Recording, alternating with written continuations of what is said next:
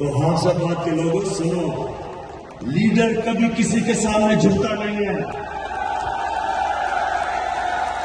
ہمارے نبی صلی اللہ علیہ وسلم نے انہوں نے ان کی سنت یہ ہے کہ لا الہ الا اللہ انسان کو غیرت دیتا ہے۔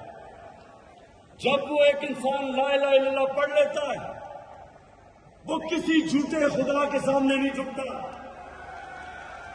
اور ہماری بدقسمتی کہ ہمارے جناب یہاں کا پرائم منسٹر امریکی صدر کے سامنے بیٹھتا ہے، ٹانگیں ٹانگ رہی ہوتی ہیں اس کی، ہاتھ میں پرچی پکڑی ہوئی ہوتی ہے کہ کہیں میرے منہ سے کوئی غلط چیز ایسی نہ ہو جائے کہ امریکہ کا صدر ناراض نہ ہو جائے۔ جب ایک ملک کا لیڈر اس طرح کسی کے سامنے